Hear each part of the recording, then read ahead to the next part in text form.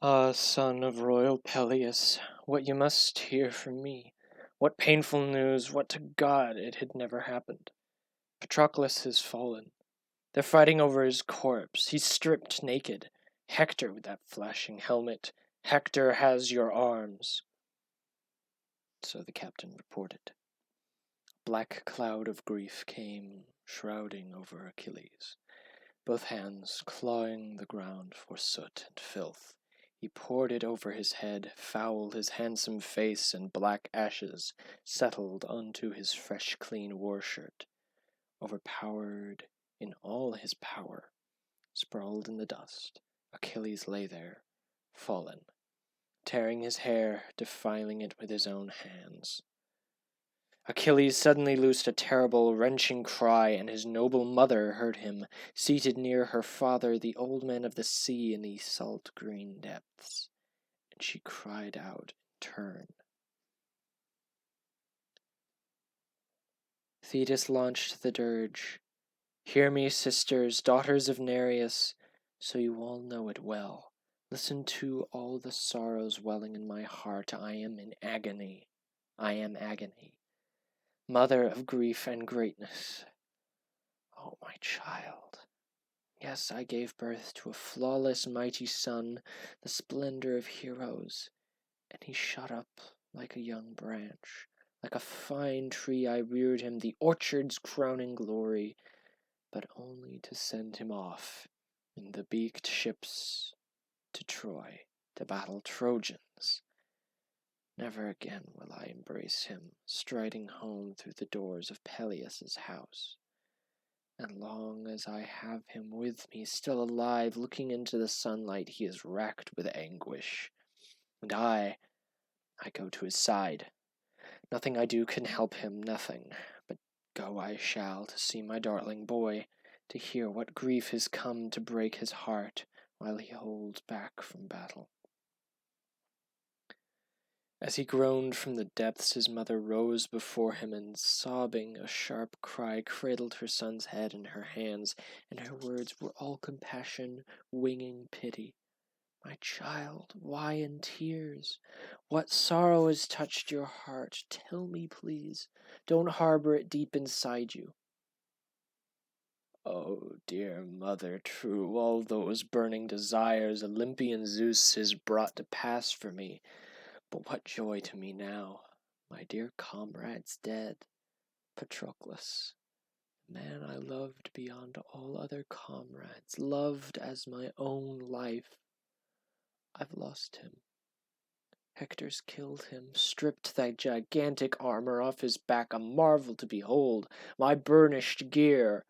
Radiant gifts the gods presented to Peleus that day they drove you into a mortal's marriage bed. I wish you'd lingered deep with the deathless sea nymphs, lived at ease, and Peleus carried home a mortal bride. But now, as it is, sorrows, unending sorrows, must surge within your heart as well, for your own son's death. Never again will you embrace him striding home. My spirit rebels. I've lost the will to live, to take my stand in the world of men. Unless, before all else, Hector's battered down by my spear and gasps away his life, the blood price for Patroclus, Menoetius' son, gallant son, he's killed and stripped. But Thetis answered, warning through her tears, you're doomed to a short life, my son, from all you say, for hard on the heels of Hector's death, your death must come at once. Then let me die at once, Achilles burst out, despairing, since it was not my fate to save my dearest comrade from his death. Look, a world away from his fatherland he perished, lacking me, my fighting strength to defend him. But now, since I shall not return to my fatherland, nor did I bring one ray of hope to my Patroclus, nor to the rest of all my steadfast comrades, countless ranks struck down by mighty Hector. No, here I sit by the ships, a useless, dead weight on the good green earth. I, no man my equal among the bronze-armed Achaeans, not in battle, only in wars of words that others win.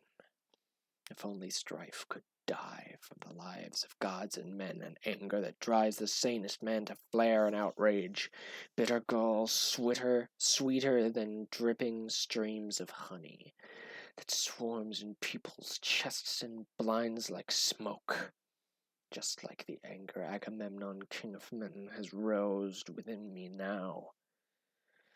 Enough. Let bygones be bygones. Done is done. Despite my anguish, I will beat it down, the fury mounting inside me, down by force.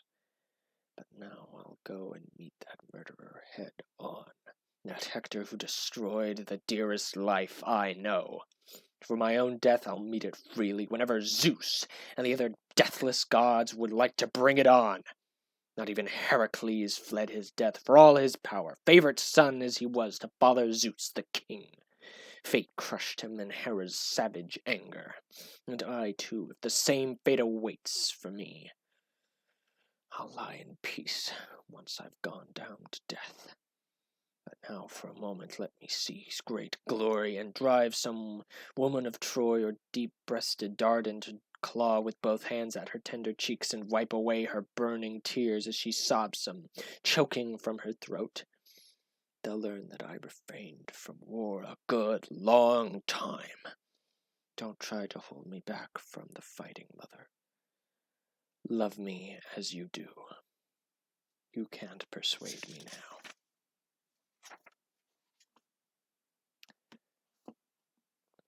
That is Book 18, The Shield of Achilles, from the Iliad, translated by Robert Fagles.